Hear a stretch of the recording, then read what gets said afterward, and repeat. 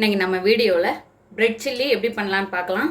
அதுக்கு நான் ஒரு 5 பிரெட்டை இது போல் சின்ன சின்ன பீசஸாக கட் பண்ணி வச்சுருக்கேன். 1/2 டீஸ்பூன் கடுகு, 1/2 டீஸ்பூன் சீரகம், 3 பச்சை மிளகாய், 4 வரமிளகாய், 1/2 டீஸ்பூன் சோயா சாஸ், கொஞ்சமாக கருவேப்பிலை, 2 பெரிய சைஸ் வெங்காயத்தை பொடியாக கட் பண்ணி எடுத்திருக்கேன்.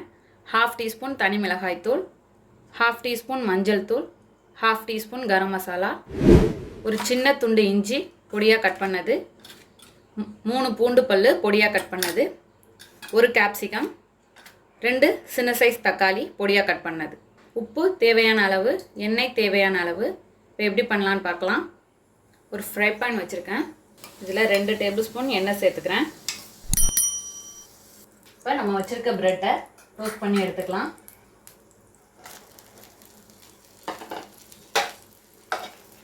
ஒரு 2 நிமிஷம் டோஸ்ட் பண்ணி எடுத்துக்கலாம். எல்லா பக்கமும் கலர் சேஞ்ச் ஆகிற அளவுக்கு டோஸ்ட் பண்ணிக்கோங்க. இப்போ ப்ரெட்டோட இந்த ஈரப்பதம்லாம் நீங்கிடுச்சு. பாருங்கள், உங்களுக்கே தெரியும் லைட்டாக கலர் சேஞ்ச் ஆகிருக்கு. இப்போ ஒரு 2 to 3 டேபிள் ஸ்பூன் எண்ணெய் ஊற்றிருக்கேன். இதில் கடுகு, சீரகம், பூண்டு,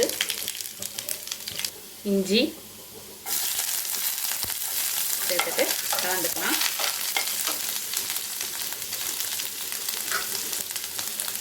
இதில் வரமிளகாய், பச்சை மிளகாய் ரெண்டையுமே சேர்த்துருங்க.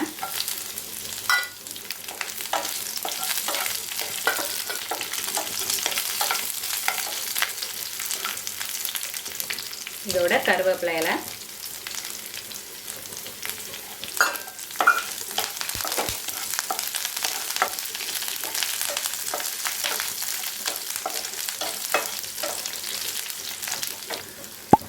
இதில் வெங்காயம்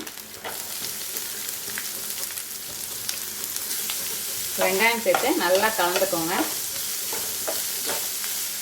இதில் கொஞ்சமாக உப்பு,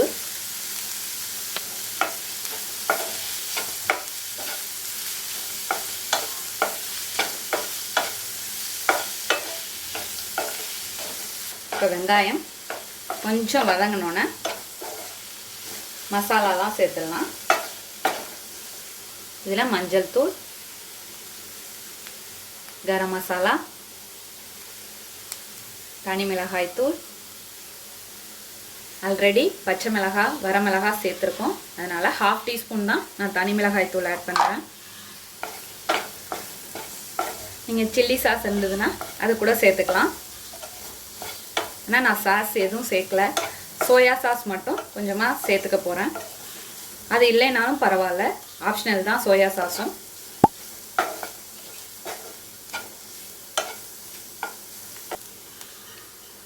½ டீஸ்பூன் சோயா சாஸ், சின்ன சைஸ் தக்காளியாக 2 எடுத்து பொடியாக கட் பண்ணது,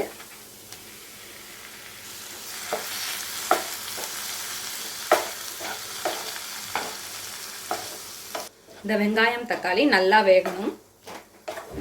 இப்போது தக்காளி நல்லா சாஃப்ட் ஆயிடுச்சு. இதில் கொஞ்சமாக தண்ணி சேர்த்துக்கலாம். ஒரு 2 டேபிள் ஸ்பூன் அளவுக்கு தண்ணி சேர்த்துருக்கேன்.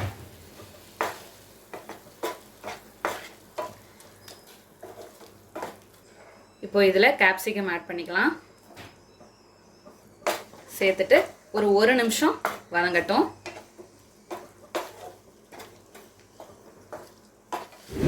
இப்போ 1 நிமிஷம் ஆயிடுச்சு.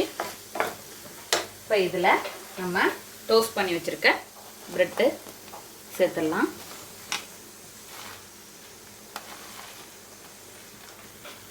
எல்லா பக்கமும் மசாலா போட்டாகிற மாதிரி கலந்துக்கோங்க.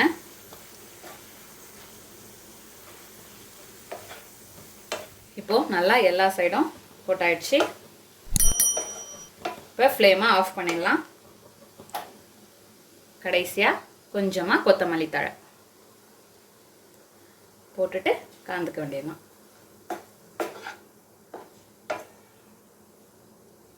இப்போ ப்ரெட்டு எவ்வளோ சாஃப்ட் ஆயிடுச்சு பாருங்கள். இதில் நான் சோயா சாஸ் ஆட் பண்ணியிருக்கேன். அது ஆப்ஷனல் தான், அது இல்லாமலும் பண்ணலாம், டேஸ்ட்டாக தான் இருக்கும். நம்மளோட அருமையான அற்புதமான பிரெட் சில்லி தயாராகிடுச்சு. இதே போல் நீங்களும் உங்கள் வீட்டில் செஞ்சு பார்த்துட்டு எப்படி வந்துச்சுன்னு கமெண்ட்டில் சொல்லுங்கள்.